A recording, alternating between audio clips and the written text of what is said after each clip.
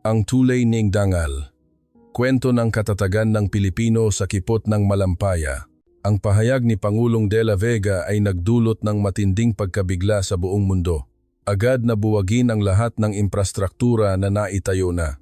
Sa loob ng 6 na taon, 6 na taong walang pag-unlad ang proyektong Kipot ng Malampaya Inter-Island Bridge ay tinawag na Dagat ng Kamatayan. Sa ilalim ng matinding init na umaabot sa higit 50 degrees Celsius at bagyo na nagdadala ng malalaking alon at malakas na hangin, lahat ng kumpanya ng konstruksyon sa mundo ay sumuko. Ngunit may isang anino na nagpakita ito ang Pilipinas. Balak nilang itayo ang isang tulay na may habang 36.14 kilometro na magtatayo ng libu-libong piles sa isang kipot na halos hindi makayanan ng mga makina. Ang buong mundo ay nagdeklara na imposible ito at nagbigay lamang ng pangungutya. Ngunit ng araw na iyon, inihayag ng Pangulo, ito ang kinabukasan ng Pilipinas at ang gumawa ng kinabukasang ito ay ang Pilipino. Hinding-hindi namin malilimutan ang kagitingkang ito. Ano nga ba ang nangyari sa likod ng lahat ng ito? Bago tayo magsimula, mangyaring maglaan ng 1 segundo upang i-like ang video na ito. Malaking tulong ito sa paggawa ng aming content. Ngayon, simulan na natin. Ako si Dr. Miguel Migs Reyes, isang miyembro ng Global Institute of Structural Engineering. Sa loob ng 30 taon, nag-aral ako ng mga tulay at istruktura ng karagatan sa matitinding kapaligiran sa buong mundo. Sa Timog Silangang Asya pa lamang, nakapamahala na ako ng 12 proyekto. Ngunit noong 2017, nang matanggap ko ang imbitasyon ng gobyerno ng Pilipinas para maging consultant, hindi ko inakala na magiging ito ang pinakakabigla-biglang karanasan sa aking buhay. Nang una kong makita ang kipot ng Malampaya, alam ko agad na hindi ito karaniwang dagat. Ang katubigan na ito ay isa sa pinakamahirap na lugar para sa konstruksyon sa mundo. Higit sa kalahati ng araw ay nababalutan ng matinding init na lampas 50 degrees Celsius. Ang alat ng tubig dagat ay higit sa doble ng normal, at ang mga industrial equipment ay bumibigay at kinakalawang ng wala pang 6 na buwan. Ito ay isang lugar kung saan ang corrosion ay mabilis, at ang mga specialty steel ay hindi nagtatagal. Ang mga bagyo ay bigla na lamang dumarating, at kapag may bagyo, ang visibility ay wala pang 10 metro, kaya't lahat ng operasyon ay kailangang ihinto. Ang mas mahirap pa, ang pinagsamang tubig alat at buhangin ay lumilikha ng matinding corrosion na halos hindi makayanan ng ordinaryong bakal. Sa ganitong kondisyon, iminungkahi ang pagtatayo ng isang 36 kilometrong tulay sa ibabaw ng dagat. Nais ng gobyerno ng Pilipinas na ikonekta ang Luzon sa Mindoro na magiging sentro ng pag-unlad ng bansa, kapwa sa ekonomiya at sa simbolismo. Ngunit ang realidad ay malupit. Mula nang simula ng proyekto noong 2011, sunod-sunod na umurong ang mga kilalang kumpanya ng konstruksyon sa buong mundo. Una, ang kumpanya ng Amerika, ang Big Tech Constructors, ay sumuko dahil hindi raw kayang tiisin ng kanilang mga equipment ang pag-iinstala ng piles sa ilalim ng dagat. Sinundan ito ng mga kumpanya mula sa Pransya at Alemanya. Nang personal kong suriin ang kalagayan, naging malinaw ang dahilan ng kanilang pag-atras. Una, halos imposible ang pagtatayo ng piles sa dagat. Ang ilalim ng dagat ay unstable at dahil sa matinding corrosion, paulit-ulit na nabibigo ang pagtatangkang ikabit ang mga ito. Pangalawa, ang paggawa ng artificial island ay mahirap din. Ang semento ay hindi tumitigas ng normal at nagbibitak-bitak dahil sa alat. Ang pinakamahalaga ay ang issue ng manpower. Ang mga manggagawa ay halos hindi makatagal ng 2 oras sa ilalim ng 52 degree na init. Ang mga kagamitang metal ay napakainit hipuin at ang hangin dagat ay nakasusulasok sa paghinga. Tinawag ng lokal na media ang proyektong ito na Proyekto ng Pagkabigo. Makalipas ang 6 na taon, pagdating ko sa lugar noong 2017, ito ay parang isang abandoned site. Ang mga pansamantalang istruktura ay kinakalawang at ang mga sira-sirang equipment ay nakatambak.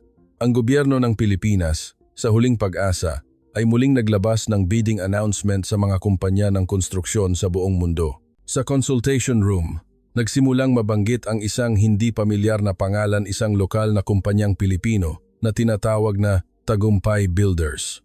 Sa totoo lang, nagduda rin ako noong una.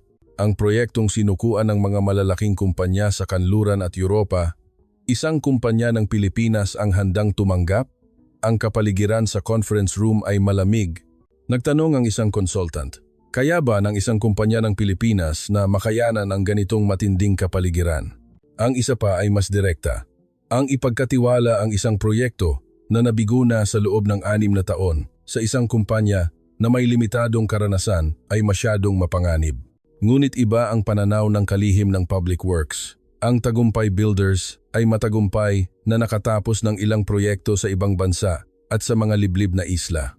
Sa kasalukuyang sitwasyon, wala tayong ibang pagpipilian. Tama siya, dahil wala na talagang ibang opsyon.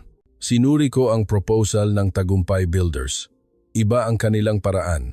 Hindi sila nagmamalaki ng mga bagong teknolohiya o high-end equipment, kundi nagmumungkahi sila ng paraan upang umangkop sa kapaligiran. Ang nakakabighani ay ang kanilang malalim na pagsusuri sa lokal na kondisyon. Ang kanilang mga estratehiya para sa 52-degree na init, ang teknolohiya laban sa corrosion at ang engineering management sa gitna ng bagyo ay detalyado at praktikal. Ang pinakamahalaga, malinaw nilang ipinahayag ang kanilang determinasyon na hindi susuko.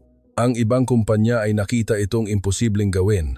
Sila ay naniniwala na ito ay mahirap, ngunit posible. Nagtaka ako. Saan nanggagaling ang kanilang kumpiyansa? Noong Setyembre 2017, inaprubahan ng gobyerno ng Pilipinas ang Tagumpay Builders bilang kontratista para sa tulay ng pag-asa sa Kipot ng Malampaya. Ang kontrata ay nagkakahalaga ng 35 bilyong piso na may 6 na taong timeline. Nang lumabas ang balita, nahati ang reaksyon ng lokal na media.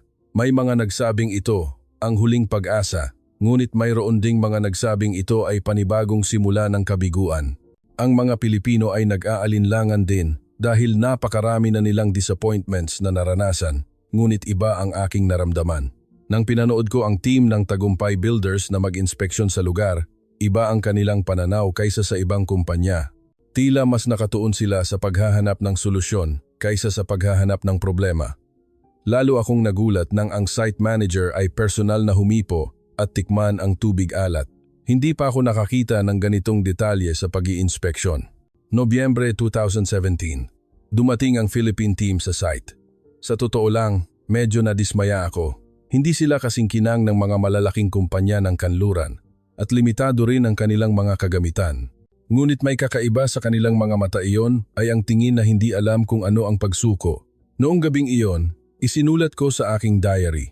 Kaya ba ng mga taong ito na magtagumpay sa isang proyektong nabigo na sa loob ng 6 na taon? Hindi ko alam, ngunit sigurado ako sa isang bagay.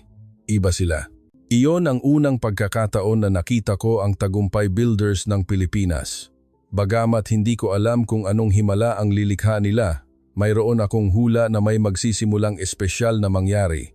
Enero 15, 2018. Ginanap ang groundbreaking ceremony para sa tulay ng pag-asa. Sa seremonya, dinaluhan ng royal family at matataas na opisyal ng gobyerno ng Pilipinas, nakita ko sa unang pagkakataon ang team ng Tagumpay Builders. Sa totoo lang, hindi maganda ang unang impresyon. Napakasimple ng team ng Pilipinas na dumalo, malayo sa mga event ng mga dayuhang kumpanya. Walang malalaking makina, walang bonggang booth, tanging ang mga site supervisor na naka-uniforme at ilang simpleng construction equipment. Agad ang reaksyon ng lokal na media. Kinabukasan, lumabas ang isang headline sa Manila Times na hindi gaanong maganda ang nilalaman. Mas nakakagulat pa ang reaksyon ng lokal na industriya ng konstruksyon. Sa isang press conference, sinabi ng Pangulo ng Philippine Constructors Association, "Sa totoo lang, nag-aalala ako. Ang kanilang sukat ay tila mas maliit pa kaysa sa mga kumpanyang nabigo noon. Kaya ba talaga nilang gawin ang ganitong kalaking proyekto?" Isang expert sa konstruksyon mula sa Amerika ang direktang nagsabi sa akin, "Migs, nakita mo na. Masyadong maliit ang kanilang sukat. Wala silang high-tech equipment tulad ng mga kumpanya ng Amerika at Europa. Sa tingin ko, hindi sila tatagal ng 1 taon at susuko rin." Sa totoo lang, ganoon din ang nararamdaman ko. Ang Tagumpay Builders na nakita ko sa groundbreaking ay talagang napakasimple. Ang site manager, si Enger, Jose Joe de la Cruz, ay isang lalaking nasa mid-40s, maitim ang balat at hindi nakasuot ng branded suit kundi ng lumang work uniform. Sinubukan niyang makipag-usap sa Ingles nang walang translator, ngunit mahirap intindihin ang kanyang bigkas at hindi rin siya sanay sa paggawa ng presentation. Ngunit ang kakaiba ay, sa harap ng pangungutya, hindi natinag si Enger, Joe. Sa halip, lalo siyang naging seryoso. Nang tanungin ng isang reporter kung kailan matatapos ang tulay, matatag siyang sumagot, matatapos ito bago ang 2024. Pagkatapos ng groundbreaking, sunod-sunod na lumabas ang mga negatibong report sa lokal na media. Ang isang column na pinamagatang Ang Huling Pag-asa, isang kumpanya lang pala mula sa Pilipinas ang nakakuha ng pinakamalaking atensyon. Isinulat ng kolumnista, ang isang proyektong sinukuan ng malalaking kumpanya sa kanluran sa loob ng 6 na taon ay ipapagawa sa isang middle-sized na kumpanya ng Pilipinas. Sa tingin ko, imposible ito. May mas malupit pa.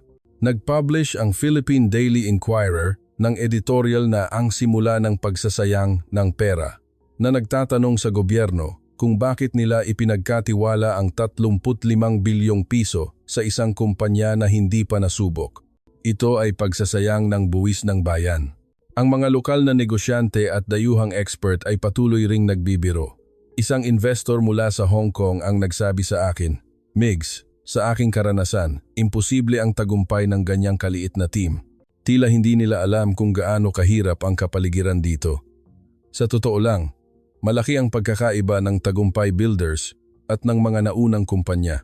Ang mga kumpanyang Amerikano at Europeo ay dumating na may dose-dose ng high-tech equipment at daan-daang expert. Ang team ng Pilipinas ay mayroon lamang ilang excavator, ilang crane, at higit kumulang 30 Pilipinong technical staff. Iba rin ang kanilang tirahan. Kung ang mga naunang kumpanya ay tumira sa 5-star hotel o luxury camp, ang Tagumpay Builders ay nagtayo ng simpleng container van dormitory. Ang air conditioning ay nakasindi lamang sa pinakamababang setting at sila mismo ang nagluluto ng kanilang pagkain. Nagbulungan ang mga lokal. Paano nila matatapos ang ganitong kalaking proyekto kung sila ay napakatipid? Nagbigay ng satirical report ang isang local broadcast noong gabi na nagtutok sa maliliit na equipment ng kumpanya ng Pilipinas. Kaya ba nilang itayo ang 36 kilometrong tulay sa pamamagitan lamang ng mga ito? Maging ang ilang congressmen ay nagtanong. Ngunit ang kakaiba ay, ang team ng Tagumpay Builders ay hindi natinag. Sa halip, lalo silang naging focused. Mula umaga hanggang gabi, nasa site sila, walang break kahit weekend at gumagawa ng mga work plan. Nakakabilib ang pag-uugali ni Enger, Joe de la Cruz. Sa kabila ng pangungutya at kritisismo, gumigising siya ng alas 5 ng umaga para inspeksyonin ang site. Kahit sa init na lampas 50 degrees, hindi niya inaalis ang kanyang uniform at personal siyang nagtatrabaho kasama ang mga manggagawa. Dahil sa curiosity, binisita ko ang kanilang dormitory minsan at nakita ko ang isang nakakabiglang tanawin. Sa loob ng container van, ang mga Pilipinong technical staff ay nakalatag ang mga blueprint at matinding nagtatalo. Lampas alas 11 na ng gabi. Nang makita ako ni Enger, Joe, ngumiti siya ng may hiya. Pasensya na, Migs, nakakaistorbo pa kami. Nagtanong ako, ano pa ang ginagawa ninyo ng ganitong gabi?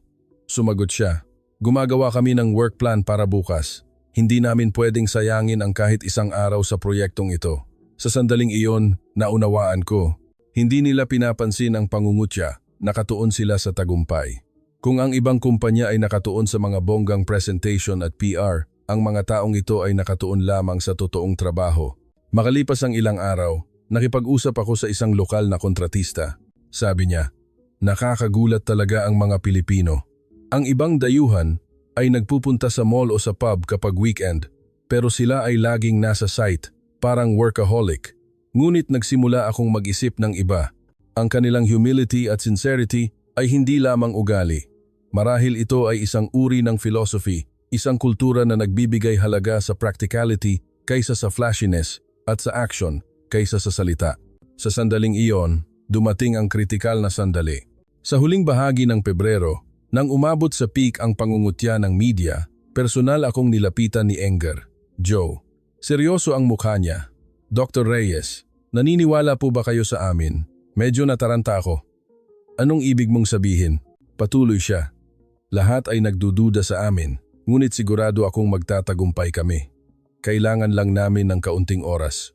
Nakita ko sa kanyang mga mata ang isang bagay na espesyal. Hindi ito confidence, hindi rin stubbornness.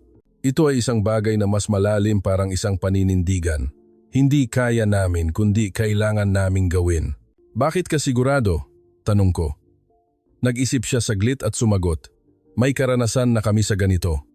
Sa mga lugar kung saan sinasabi ng iba na imposible, nagtagumpay ang mga Pilipino. Ang Pilipinas ay isang bansang madalas tamaan ng malalaking bagyo at sa kabila ng kahirapan at politikal na kaguluhan, patuloy tayong nagtatrabaho. Ang ating mga OFW ay kumikita sa buong mundo. Pinapatunayan ang galing ng Pilipino. Kapag sinabi ng mundo na hindi namin kaya dahil maliit kami o mahirap, ginagawa namin ito. Ang bayanihan spirit ang aming pinakamalaking sandata. At higit sa lahat, wala kaming dahilan para sumuko. Nagtagal ang aking pag-iisip noong gabing iyon. Kaya ba talaga nila itong gawin? Kaya ba nilang baligtarin ang lahat ng hula at lumikha ng isang himala? Bagamat hindi ako sigurado, isang bagay ang malinaw. Iba sila sa ibang kumpanya. Hindi sila yumuyuko sa gitna ng pangungutya at pag-aalinlangan. Nagsimula akong maniwala na ang tahimik na team na iyon ay talagang magagawa ang imposible. Mula Marso 2018, nagsimula ang totoong impyerno. Ang pangungutya sa groundbreaking ay simula pa lamang. Ipinakita ng kipot ng Malampaya ang tunay nitong mukha sa team ng Pilipinas. Ang unang pagsubok ay ang matinding init. Mula kalagitnaan ng Marso, umakyat ang temperatura, lampas 45 degrees Celsius na pagsapit ng alas 10 ng umaga at lampas 50 degrees Celsius na sa tanghali. Ang mga metal equipment ay hindi mahawakan at ang semento sa lupa ay halos nakakatunaw ng sapatos. Ang mga lokal na manggagawa ang unang umalis, nagsasabing imposibleng magtrabaho sa ganitong panahon. Paulit-ulit ang pag-alis. Kahit ang mga Pilipino sa lokal ay umiiwas magtrabaho sa labas sa matinding init na ito. Paano makakayanan ng mga dayuhan? Ngunit iba ang reaksyon ng team ng Pilipinas. Nag-adjust si Enger, Joe De La Cruz sa working hours. Nagpasya siyang magtrabaho mula 4 a.m. hanggang 10 a.m. at 6 p.m. hanggang 10 p.m. Kung hindi natin maiiwasan ang init, makikipag-ugnayan tayo sa init, sabi niya. Pagsapit ng Abril, dumating ang mas malaking pagsubok, ang bagyo. Ang unang malaking bagyo ay tumama bandang alas 2 ng hapon noong Abril 15. Ang kalangitan ay naging kulay dilaw kape at wala pang 10 minuto, ang mundo ay nabalutan ng buhangin at alon. Lahat ng equipment sa site ay natabunan at nababalutan ng buhangin. Ang problema ay, may malaki at maliit na bagyo ng 2 o 3 beses sa isang linggo. Ang paglilinis ng site at pag-aayos ng equipment ay tumatagal ng 1 o 2 araw bawat beses. Ang timeline ng proyekto ay patuloy na naantala. Ang mas grabe, ang corrosion na dulot ng pinagsamang tubig alat, buhangin at tubig bagyo ay hindi kapani-paniwala. Ang ordinaryong bakal ay nagsisimulang kalawangin sa loob lamang ng 2 linggo. Kailangang i-disassemble at muling i-assemble ang mga makina bawat buwan. Hindi pinalampas ng lokal na media ang sitwasyong ito. Araw-araw, nag-uulat sila tungkol sa unang buwan ng paghihirap ng kumpanya ng Pilipinas. Ang Manila Times ay nagbiro, hindi pa dumarating ang tag-init, ganyan na. Paano na pagdating ng Hunyo? Pagsapit ng Mayo, lalong lumala ang sitwasyon.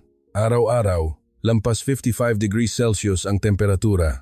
Ang lokal na manpower ay nabawasan mula 200 hanggang 50 at karamihan sa kanila ay nagtatrabaho lamang ng kalahating araw. Kung magpapatuloy ito, ang mga Pilipino na lamang ang matitira. Sabi sa akin ng isang lokal na kontratista, ganyan din ang nangyari sa ibang dayuhang kumpanya. Sa huli, ang mga dayuhang technical staff na lang ang naghihirap at pagkatapos ay susuko sila. Lalong tumindi ang atake ng media. Naglabas ng headline ang Philippine Daily Inquirer. Tagumpay Builders, nanganganib na mahinto. May mga alingaw-ngaw din ng pag-aalala sa loob ng gobyerno. Sinabi ng Undersecretary ng Department of Public Works na dapat muling suriin ang proyekto. Ngunit ang kakaiba ay, ang team ng Pilipinas ay hindi natinag. Sa halip, lalo silang nagkaisa. Sa bawat pag-alis ng isang lokal na manggagawa, pinupunan ng Pilipino ang bakante. Ang mga technical staff ay direktang nagmamaneho ng excavator at ang mga manager ay nag-ooperate ng equipment. Nakakabilib ang pag-uugali ni Enger. Joe De La Cruz, kahit sa init na 55 degrees, nanatili siya sa site. Umiinom siya ng higit 20 bote ng tubig araw-araw at nagtatrabaho. Kung susuko tayo, matatapos ito. Kung magtitiis tayo, mayroong daan, sabi niya. Pagsapit ng Hunyo, nagsimula ang tunay na tag-init. Ang temperatura ay halos umabot na sa 60 degrees Celsius araw-araw. Karaniwan, lahat ng konstruksyon ay hihinto sa panahong ito, ngunit nagpatuloy ang Tagumpay Builders. Kakaiba ang kanilang paraan. Nagpapahinga sila ng buong araw at nagtatrabaho mula 10 p.m. hanggang 4 a.m. Nag-install sila ng ilaw at nagtatag ng network system.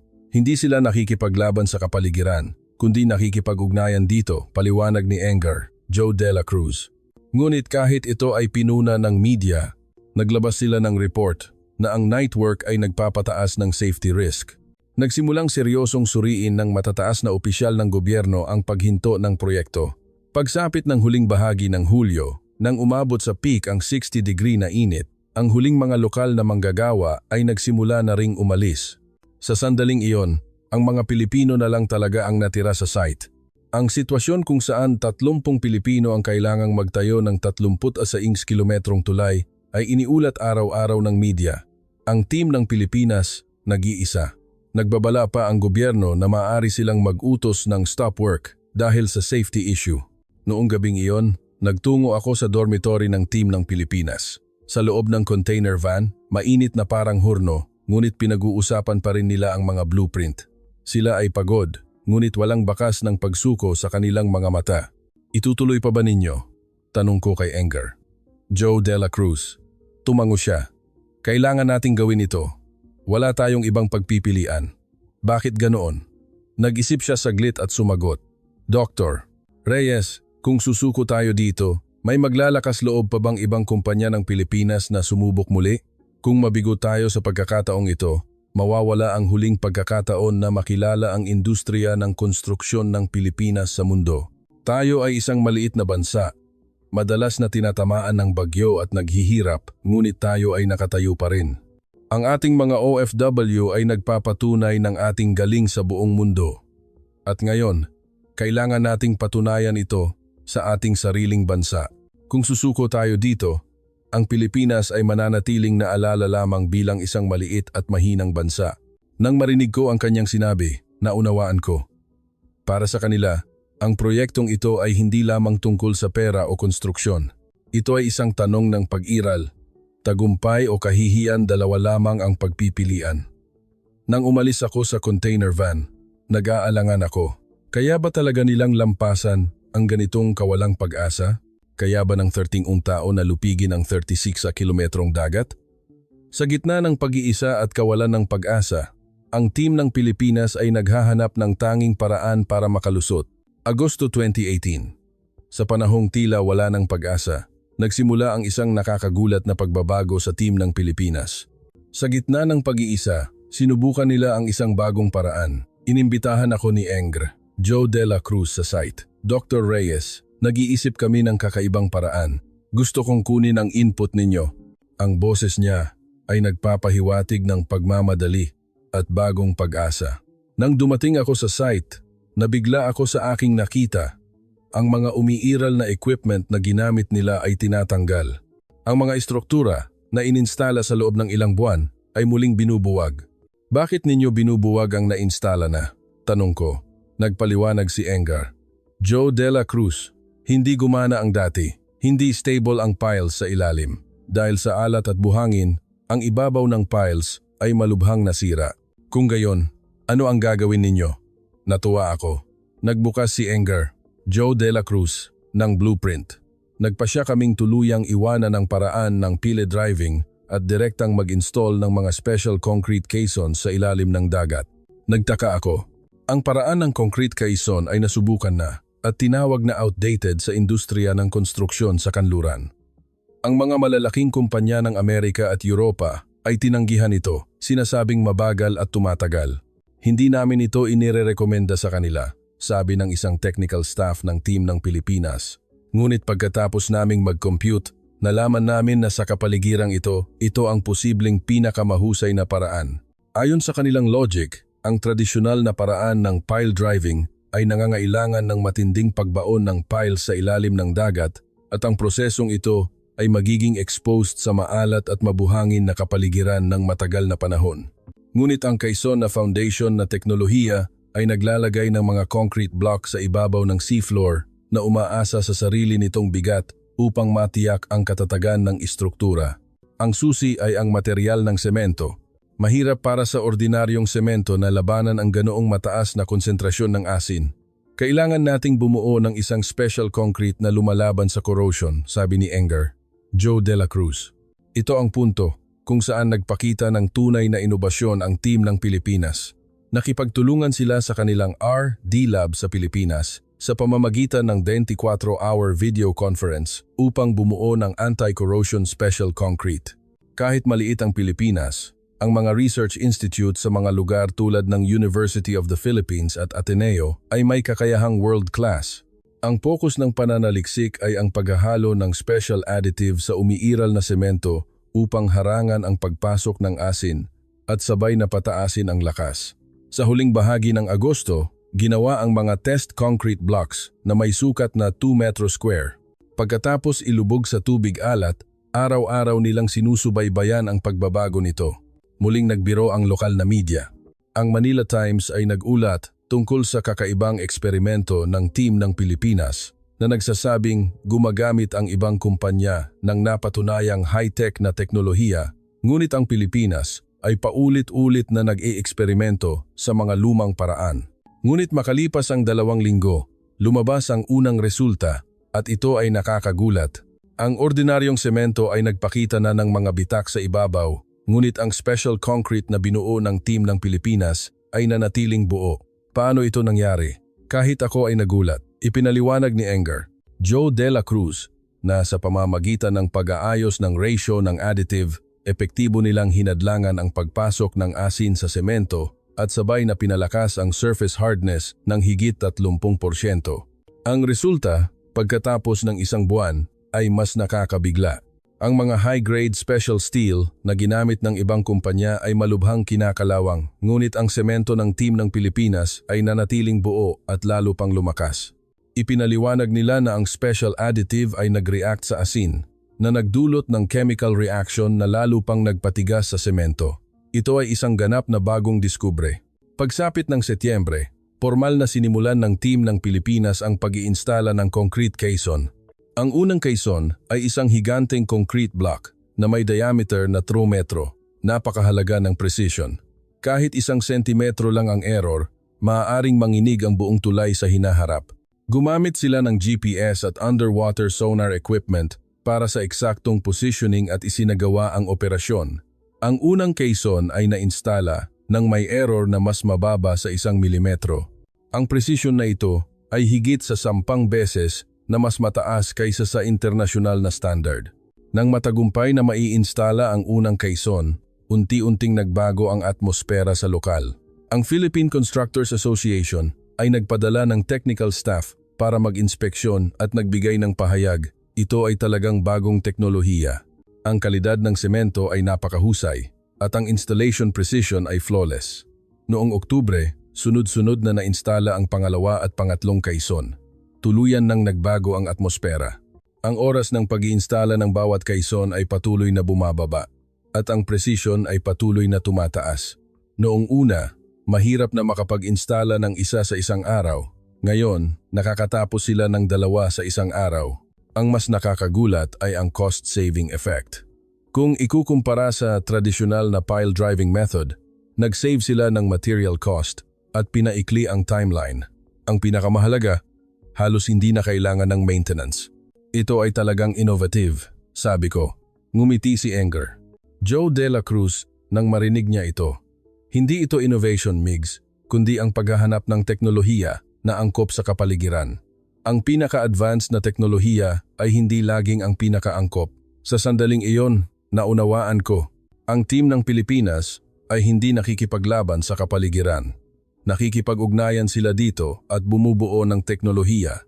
Kung sinubukan ng mga kumpanya sa kanluran na kopyahin ang umiiral na teknolohiya, ang team ng Pilipinas ay lumikha ng isang ganap na bagong solusyon na optimized para sa espesyal na kapaligirang ito.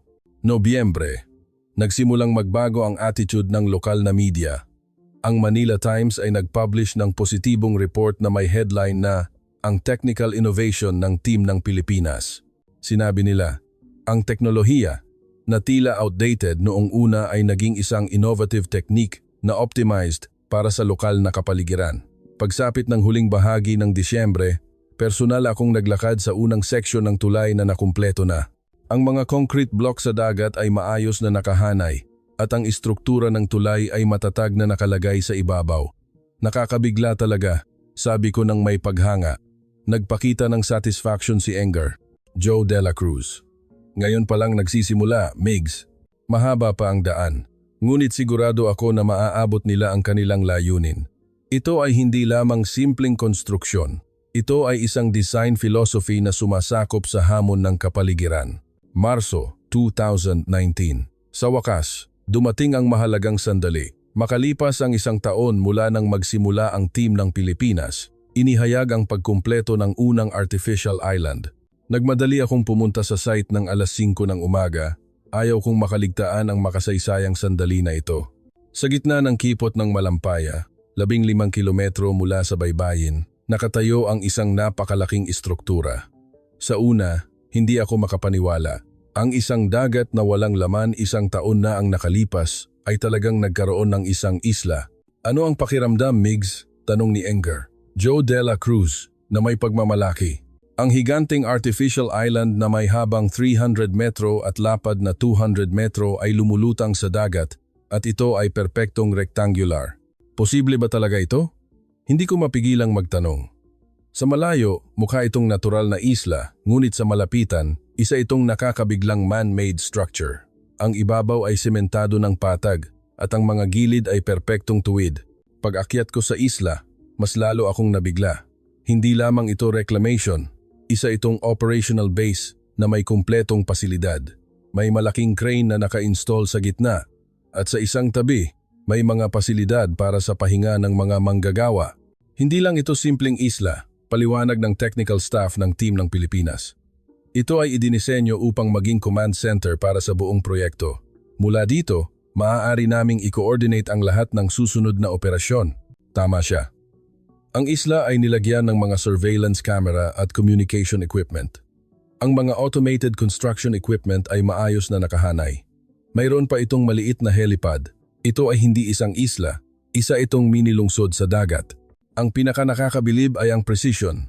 Ang GPS measurement ay nagpakita na ang error mula sa planned position ay mas mababa sa 1 milimetro. Ang ganitong precision ay kailangan sa isang 36 kilometrong tulay. Kahit maliit na deviation lang, magkakaproblema ang koneksyon sa hinaharap. Paano ninyo nagawa ang ganitong precision? Tanong ko.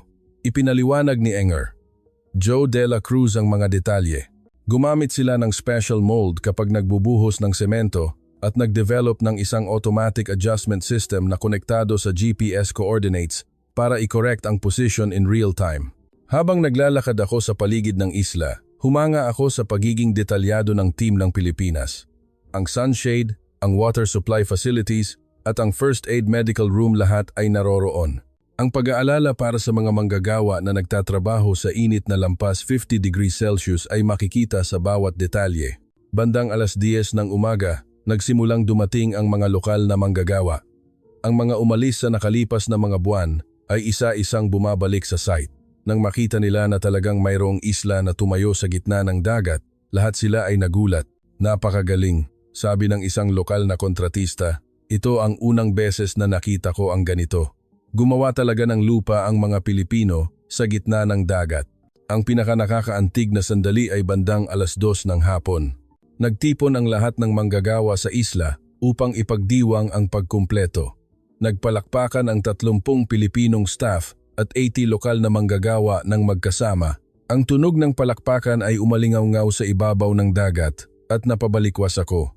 Nagbigay ng maikling talumpati si Enger, Joe de la Cruz. Mga kasama, nagtagumpay tayo. Ito ay simula pa lamang. Magtatayo pa tayo ng maraming isla tulad nito upang ikonekta ang buong 36 kilometro. Pagkatapos ng translation, nagpalakpakan ang mga lokal na manggagawa. Nang hapong iyon, nagsidatingan ang lokal na media. Ang mga reporter na laging nangungutya sa team ng Pilipinas ay hindi makapagsalita nang makita nila ang totoong artificial island. Hindi ka pani-paniwala, bulong ng isang reporter ng Manila Times. Ang tone at content ng mga news report noong gabing iyon ay tuluyang nagbago. Ang GMA News ay naglabas ng headline, "Simula ng himala ang isla sa dagat." Sinabi ng anchor na ang imposibleng bagay ay naging totoo. Ito ay isang 180-degree na pagbabago mula sa pangungutya noong isang taon. Ang mas nakakagulat ay ang reaksyon ng mga ordinaryong mamamayan. Kaya pala talaga? Ang linyang ito ay kumalat na parang slang sa lungsod ng Maynila. Ang larawan ng artificial island ay naging hot topic sa mga coffee shop at restaurant. Nagsimulang sumakay ang mga tao sa bangka para makita ang site. Ngayon, medyo umaasa na ako. Sabi ng Pangulo ng Philippine Constructors Association pagkatapos mag-inspeksyon. Talagang nagduda ako noong una, ngunit nang makita ko ang resulta, kailangan kong aminin na may kakaiba ang team ng Pilipinas. Nagbago rin ang attitude ng mga opisyal ng gobyerno. Formal na nagbigay ng pahayag ang kalihim ng Public Works pagkatapos bisitahin ang site. Kung mananatili ang standard na ito, malaki ang posibilidad na magtagumpay ang proyekto. Malayo ito sa attitude nila ilang buwan na ang nakalipas, na nagre-review pa ng paghinto ng proyekto. Ngunit ang pinakamalaking pagbabago ay nangyari sa team ng Pilipinas mismo. Sa unang pagkakataon, nagsimula silang magpakita ng confidence matapos silang matalo ng pangungutya at pag-aalinlangan ng matagal na panahon. Mayroon na kaming confidence na kaya naming gawin ito ngayon, sabi ng technical team leader. Nagbago rin si Enger, Joe De La Cruz, Dr. Reyes. Ngayon pa lang talaga nagsisimula. Dahil matagumpay ang unang isla, ang paggawa ng susunod ay magiging mas mabilis, sabi niya, na may satisfaction sa kanyang boses. Sa katunayan, malaki ang technical progress. Ang efficiency ng trabaho ay tumaas ng husto batay sa karanasan sa paggawa ng unang isla. Ang concrete mix ratio ay na-optimize at ang mga installation equipment ay na-improve. Ang tumatagal ng isang buwan noong una ay maaari na naming tapusin sa loob ng 2 linggo ngayon, sabi ng isang technical staff. Sa pagdami ng karanasan, lahat ng proseso ay naging systematic. Makalipas ang ilang araw, nagpalipas ako ng gabi sa isla. Mas nakakabilib ang artificial island sa gabi. Ang isla ay lumulutang sa dagat na may bright light, parang scene sa isang sci-fi movie. Madilim ang paligid, ngunit sa gitna, may isang nagniningning na isla. Napakahiwaga, hindi ba? Sabi ng isang technical staff. Dagat lang ito, 1 taon na ang nakalipas.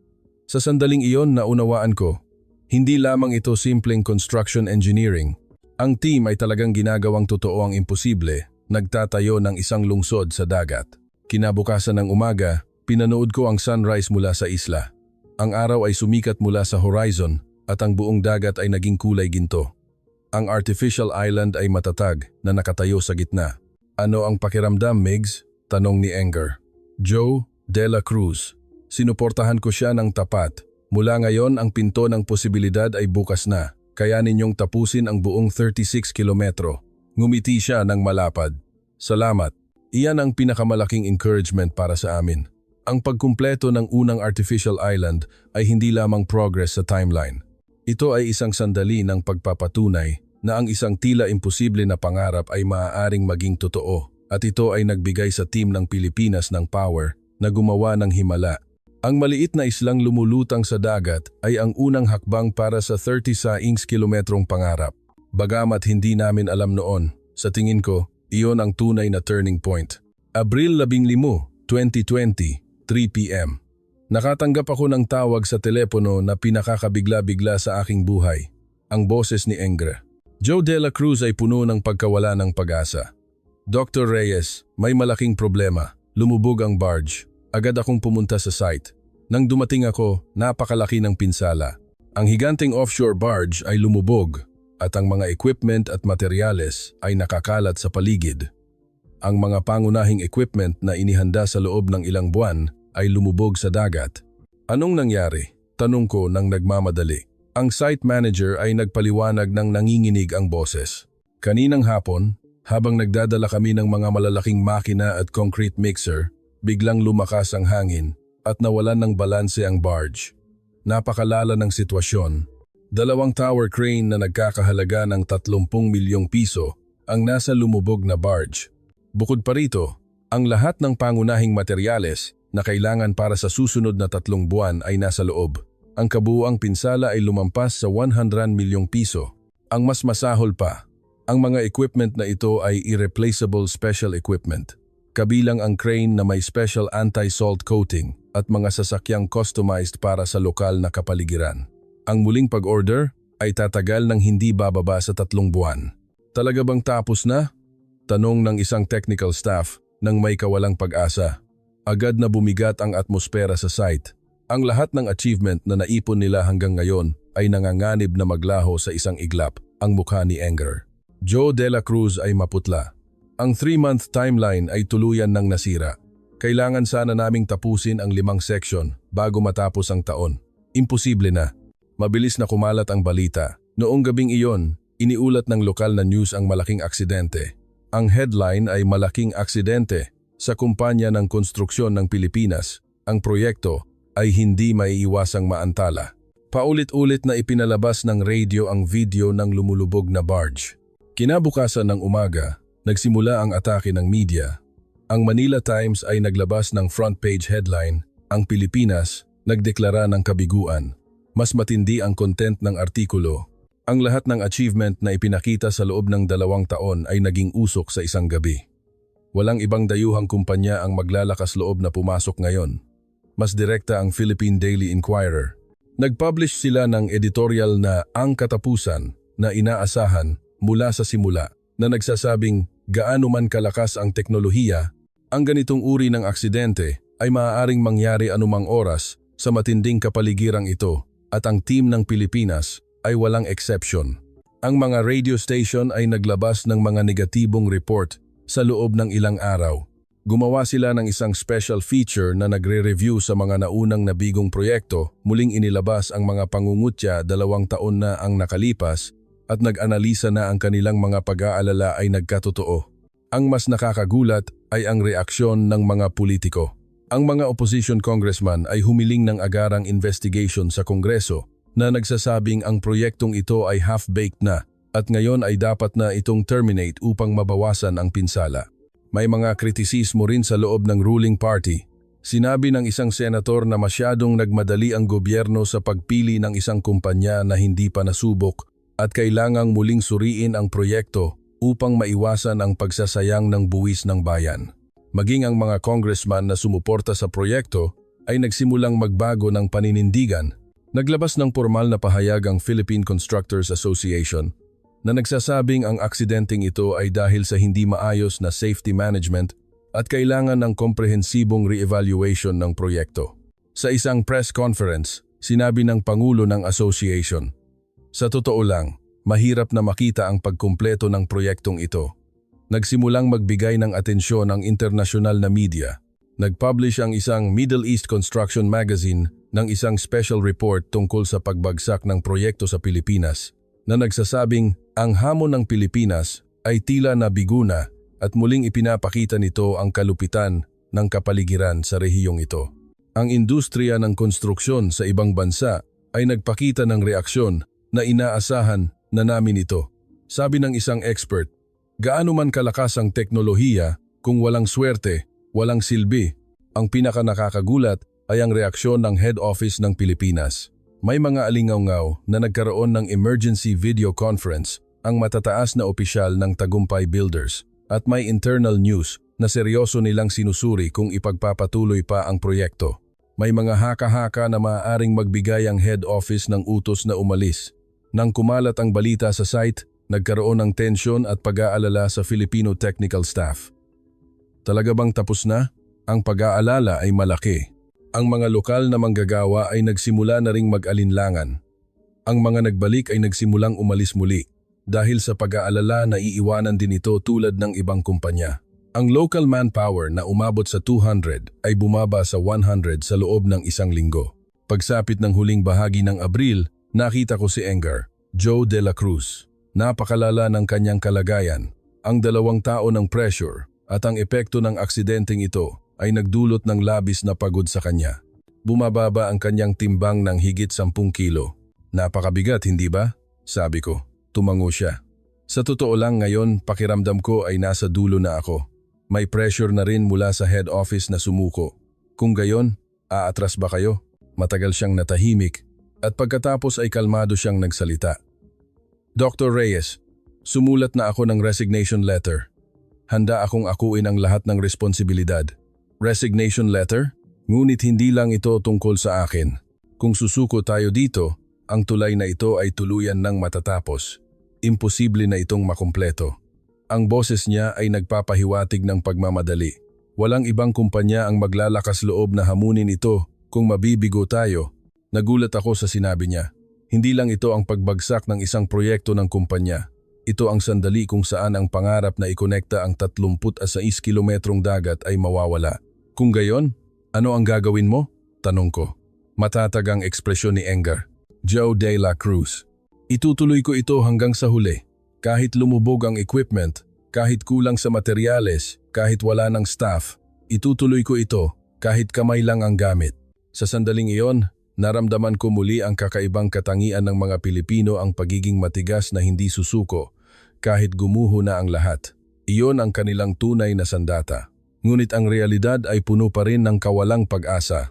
Walang equipment, walang materyales, nabawasan ang manpower, lumalaki ang pressure mula sa media at politiko, at hindi malinaw ang suporta mula sa head office. Noong gabing iyon, isinulat ko sa aking diary, kaya ba talaga nilang lampasan ang ganitong kawalang pag-asa? Kaya ba nilang magpatuloy sa laban kahit nawala na ang lahat? Sa site, tanging ang manpower na lang at ang kanilang will ang natitira. Ngunit ang will na iyon ay mas malakas kaysa sa anumang bagyo. Mayo 2020. Sa panahong tila wala ng pag-asa, nagsimula ang isang himala. Ang sincerity ni Enger, Joe de la Cruz, ay nagsimulang makahawa. Nagsimula ito noong Mayo 3 nang tipunin ni Enger. Joe de la Cruz ang lahat ng lokal na manggagawa, kabilang ang mga umalis. Nandoon din ako. Iba ang mukha niya sa dati. Gusto kong maging tapat sa inyo, mga kasama, sabi ni Enger, Joe de la Cruz, sa pamamagitan ng translator. Nasa matinding pagsubok tayo ngayon. Lumubog ang equipment, kulang sa funds, at ang head office ay handa ng sumuko. Nangitim ang mukha ng mga lokal na manggagawa. Ganoon pala, aatras din sila tulad ng ibang dayuhang kumpanya. Tila magkakatotoo ang hula. Ngunit ang sumunod na sinabi ni Enger, Joe de la Cruz, ay nagulat sa lahat. Ngunit hindi kami susuko. Kahit hindi kayo tumulong, kami ang mga Pilipino ay magpapatuloy hanggang sa huli. Ang boses niya ay nagpapahiwatig ng pagmamadali at matinding paninindigan. Nagtaas ng kamay ang isang lokal na manggagawa. Itutuloy ninyo talaga? Kahit wala ng equipment? Tumango si Enger. Joe de la Cruz. Oo, kahit kamay lang ang gamit, tatapusin namin ang tulay na ito. Hindi lang ito proyekto namin. Ito ang kinabukasan ng Pilipinas. Sa sandaling iyon, nangyari ang isang nakakabiglang tanawin. Si Ahmad, ang lokal na kontratista na unang umalis, ay tumayo at nagsabi, "Sasama rin ako. Sa loob ng 2 taon, nakita ko kung gaano kayo nagtrabaho ng husto. Hindi ko kayo iiwan na mag-isa." Nagpakita ng support ang iba pang manggagawa. Babalik din ako. Tutuloy kami hanggang sa huli. Tuluyan nang nagbago ang atmosfera. Ang mas nakakaantig ay ang sinabi ng isang matandang lokal na technician. Noong una, hindi ako naniniwala sa inyo, mga Pilipino. Ngunit hindi kayo tulad ng ibang dayuhan. Handa kayong magdusa hanggang sa huli. Sa 150 manggagawa na umalis, 120 ang nagpahayag ng kanilang pagbabalik. Mayroon pang ang nagsabing handa silang magtrabaho ng walang bayad, na nagsasabing hindi sila nagtatrabaho para sa pera, kundi para makita ang pagkumpleto ng tulay. Ang mas nakakagulat ay, makalipas ang ilang araw, ang Philippine Coast Guard, Navy, ay kusa ng nakipag-ugnayan na nag-aalok ng tulong sa pagdadala ng equipment gamit ang mga military barge kung kailangan. Hindi makapaniwala si Enger. Joe de la Cruz, bakit po kayo tutulong? Sumagot ang opisyal ng militar. Sa totoo lang, nag-alinlangan kami noong una. Ngunit nang makita namin ang inyong pagsisikap, naramdaman namin ang inyong sincerity. Ito ay proyekto ng ating bansa.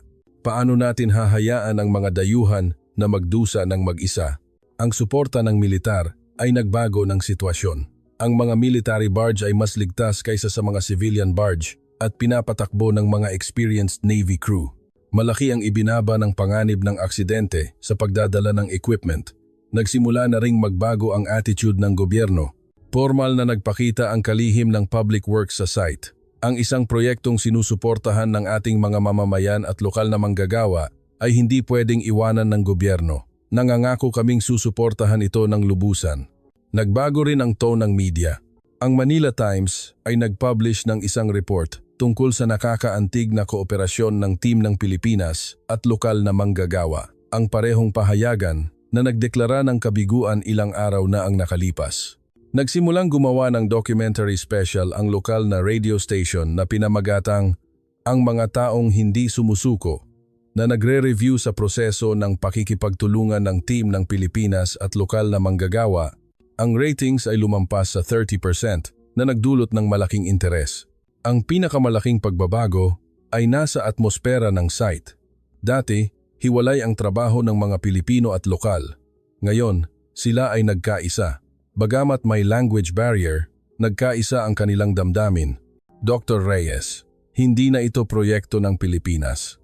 Ito ay proyekto nating lahat, sabi sa akin ni Ahmad, ang lokal na kontratista. Totoo ito.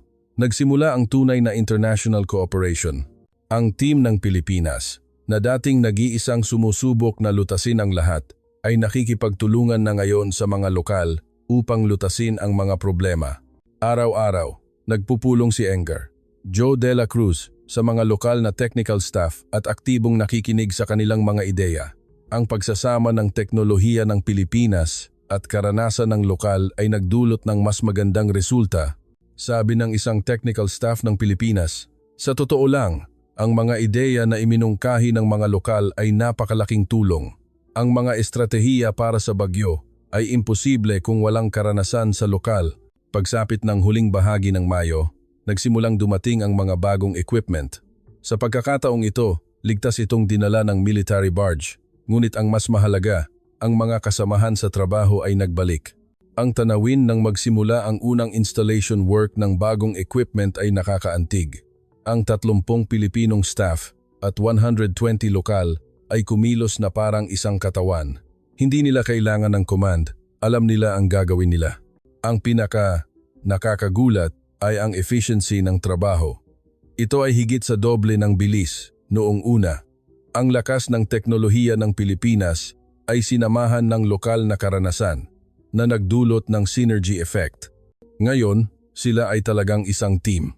Tama ka, sabi ni Engar, Joe De La Cruz, na may ngiti ng satisfaction. Sa pamamagitan ng aksidente, lalo pang lumakas ang team. Pagsapit ng unang bahagi ng Hunyo, nagsimula ang paggawa ng pangalawang artificial island. Iba ito sa una. Alam ng bawat miyembro ang kanilang responsibilidad at ang kanilang kooperasyon ay seamless. Sabi ng isang lokal na technical staff, dati, akala ko umaasa kami sa teknolohiya ng Pilipinas. Ngayon, tayong lahat ang gumagawa nito. Nang makita ko ang tanawin na iyon, naunawaan ko. Hindi na kalaban ang dagat. Ang team ng Pilipinas at lokal ay nagkaisa at nakuha ang tunay na power na lupigin ang dagat. Isang gabi, may impromptu celebration sa site. Walang espesyal na dahilan, masaya lang silang magtrabaho ng magkasama. Ang mga Pilipinong kasamahan ay naghanda ng adobo, sinigang at puto. Ang mga lokal na manggagawa ay nagpatugtog ng tradisyonal na musika. Sinabi ni Ahmad, ang lokal na kontratista, sa sandaling iyon, ngayon pamilya na tayo. Ang tulay na ito ay tulay na ginawa nating lahat. Ang palakpakan ay umalingaw-ngaw sa ibabaw ng dagat.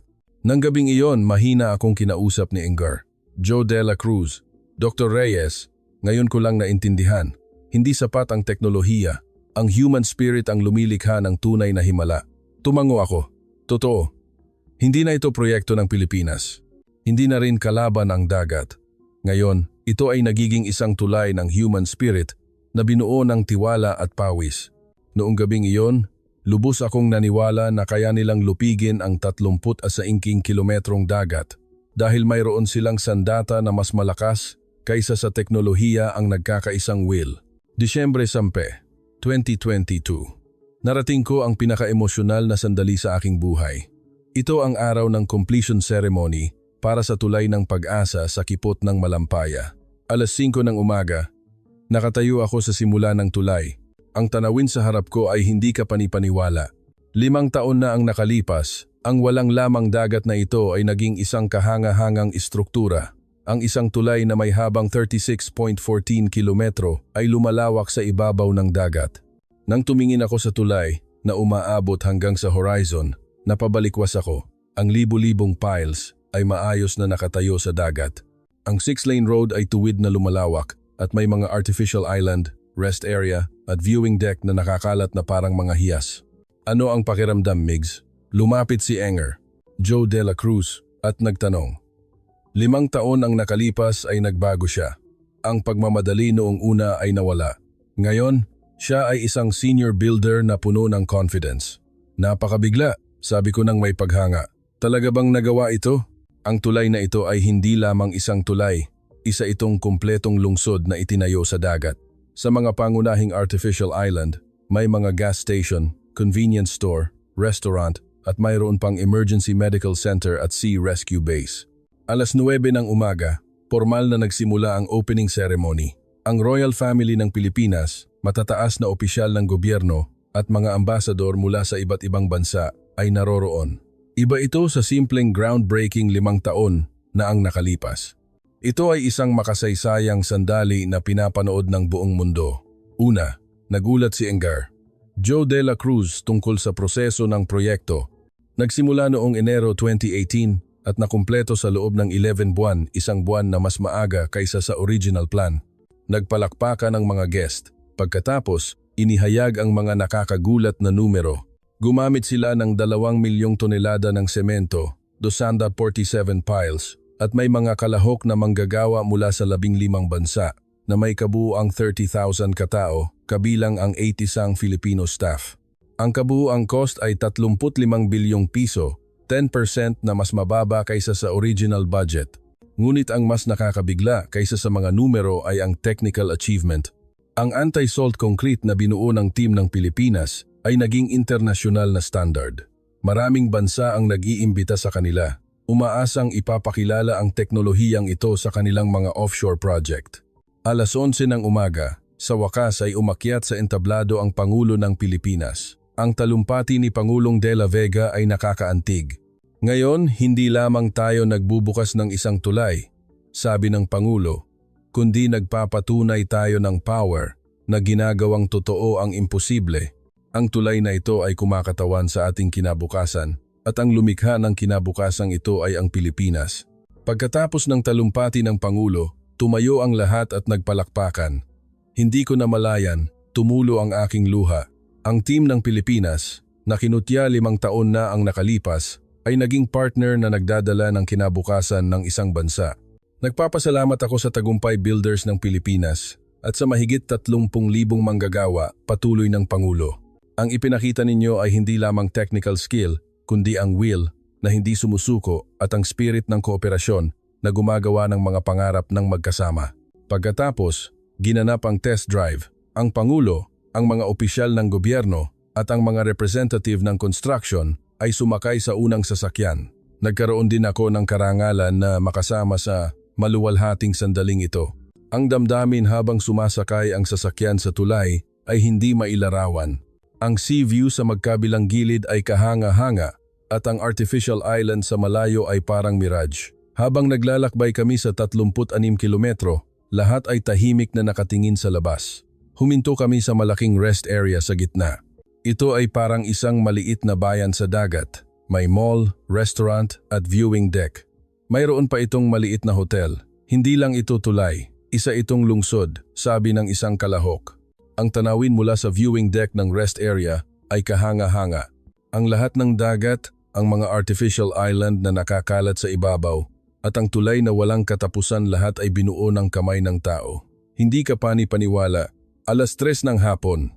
Sa wakas ay nakarating kami sa dulo. Natapos ang 36 kilometrong paglalakbay na nagkokonekta sa Mindoro at Luzon. Ang paglalakbay ay tumagal lamang ng 40 minuto, habang noon, tumatagal ito ng 2 oras sa bangka. Noong gabing iyon, nagkaroon ng grand banquet. Ang mga ambasador mula sa iba't ibang bansa at mga tao sa industriya ng konstruksyon ay dumalo at nagdiwang ng achievement ng team ng Pilipinas. Ang pinakanakakabilib ay ang pagdalo ng mga lokal na manggagawa. Ipinakita nito ang tunay na bunga ng kooperasyon. Ang mga reaksyon ng maraming tao sa banquet ay nakakagulat. Sinabi ng German ambassador, ang proyektong sinukuan ng kumpanya ng Alemanya ay nakumpleto ng Pilipinas. Nakakabigla talaga. Ang representative ng isang kumpanya ng konstruksyon sa Pransya ay umamin, kailangan naming aminin ang technical skill ng Pilipinas. Ang mas nakakagulat ay ang mga bagong project proposal. Ang Saudi Arabia ay nag-imbita sa kanila na magtayo ng tulay sa Red Sea. Ang Dubai ay nagmungkahi ng Artificial Island Project. Ang teknolohiya ng Pilipinas ay kumalat na sa buong gitnang silangan. Ngayon, ang Pilipinas ay nakatayo na sa ibang posisyon sa construction market ng mundo. Sabi ng isang Filipino construction official, dati, itinuturing kaming tagasunod ng mga kumpanya sa kanluran. Ngayon, ang aming independent technology ay kinikilala na. Pagkatapos ng banquet, bumalik kami ni Enger, Joe De La Cruz, sa tulay.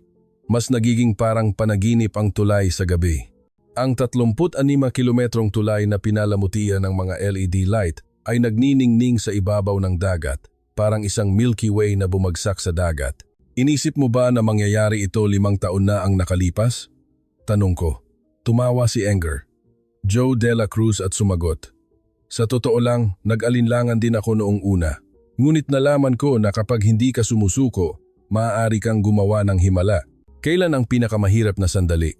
Noong aksidente sa barge, akala ko tapos na ang lahat. Ngunit sa sandaling iyon, naunawaan ko na hindi kami nag-iisa. Tama siya. Ang tulay na ito ay hindi ginawa ng mag-isa ng Pilipinas.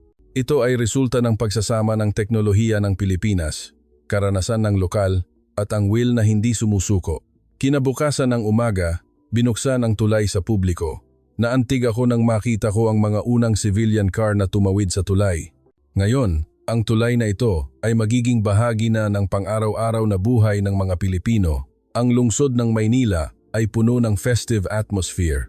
Ang confidence na kaya rin nating gawin ay kumalat sa buong bansa.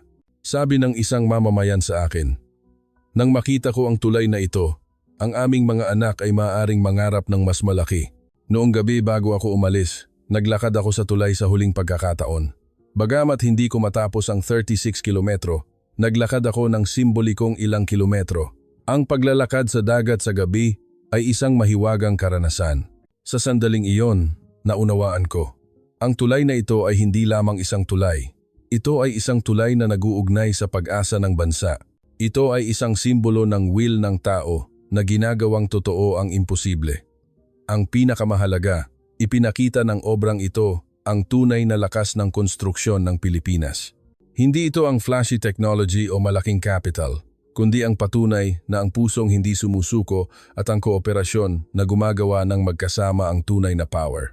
Ang tulay ng pag-asa sa kipot ng Malampaya ay naglalaman ng 5 taon ng hamon, paglupig at ang himala na ginagawang totoo ang imposible. Hindi lang ito isang tulay, ito ang kwento ng Pilipinas na gumawa ng isang nakakaantig na katapusan sa isang dagat na parang impyerno na may 50 degrees Celsius. Ang proyektong sinukuan ng mundo ay natapos ng Pilipinas. Ang 36 kilometrong higanteng tulay ay naging bagong simbolo ng Pilipinas. Nagsimula tayo sa teknolohiya, ngunit natapos tayo sa human spirit. Ang tulay na ito na naghihiwalay sa dagat at sa lupa ay hindi lamang isang istruktura, kundi isang kristal na binuo ng tiwala, passion, at ang spirit na hindi sumusuko. Ang Tagumpay Builders ay nagtatayo ng kinabukasan sa sentro ng mundo sa pangalan ng Pilipinas. Gaya ng nasaksihan ni Dr. Miguel Reyes, hindi lamang ito isang tulay. Ito ang Filipino spirit na ginagawang totoo ang imposible at ang Filipino power na nakaantig sa mundo. Ang bansang ito, na madalas tamaan ng sakuna at kahirapan, ay nagpapatunay ng kanyang existence sa pamamagitan ng galing ng kanyang mga tao sa buong mundo.